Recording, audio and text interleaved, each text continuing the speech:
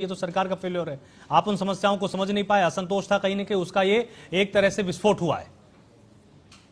देश में जब गद्दार और विरोधी एजेंट पैदा हो जाएंगे तो इतिहास गवाह है कि जयचंद और मीर जाफर हिंदुस्तान में ही रहे हैं और हिंदुस्तान के इस समय जो चीन के एजेंट हैं।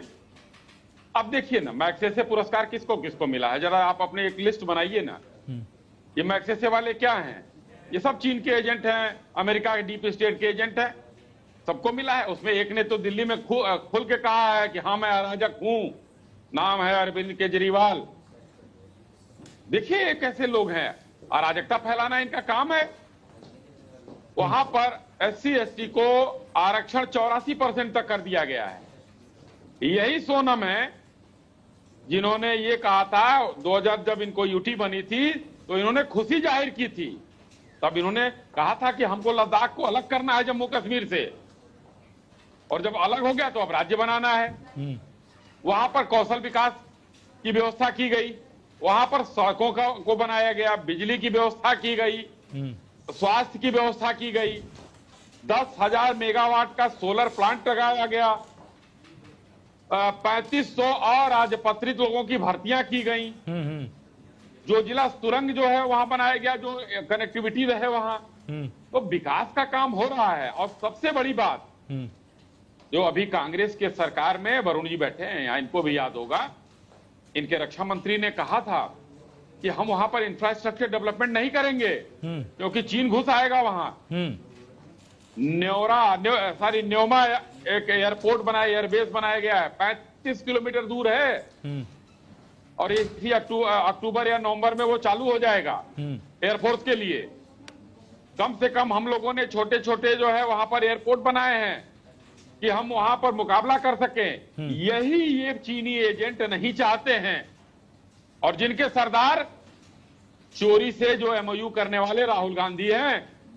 स्पष्ट रूप से दोबारा कहना चाहता हूं वरुण जी के सामने कि राहुल गांधी जो करके आए थे उसी का कर्ज चुका रहे हैं। और कहते हैं राहुल गांधी जेनजी आंदोलन, और ये बेशरम सोनम जो है अभी कह रहा था कि ये जेनजी का आंदोलन है, दोनों की भाषा एक है।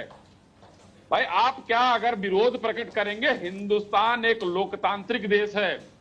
JP आंदोलन भी हुआ था, कितनी हिंसा हो गई थी। सरकार ने जो करना था, मीसा में बंद करना था, शीशा पिलाना था, नसबंदी करना था, चाहे पत्रकारों को मारना था, सरकार ने किया था।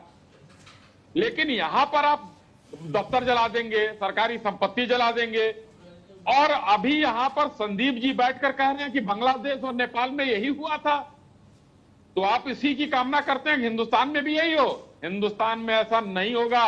और जो कान खोलकर सुन ले, जो भी करना चाहता है उसकी ऐसी तोड़ाई यहाँ की सेनाएं और यहाँ की जो है फोर्स करेगी कि उनकी 4 पीढ़ियां आने वाली नहीं सोचेंगी कि फिर से हिंदुस्तान के साथ ऐसा करना है।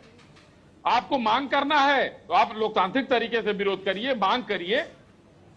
आप वहां बैठकर इस तरह से जलवाएंगे और कांग्रेसी कार्यकर्ता भाजपा के दफ्तर जलाएंगे, सरकारी संपत्ति जलाएंगे। और राहुल गांधी कहते थे कि केरोसिन जो है छिड़का जाएगा, और ये मोदी भाषण देता है, इसको लोग डंडे से मारेंगे, ये सदन का बयान है उनका। तो ये पूरी परिस्थिति की जिम्मेदार कांग्रेस के नेता राहुल गांधी, जो चीन के एजेंट के रूप में हिंदुस्तान में काम कर रहे हैं, वो हैं। और वहां का इनका पार्षद दिखाई दे गया है। और ये जो सोनम है ये भी एजेंट है। इसको सरकार कब्जा कंट्रोल कर लेगी। सरकार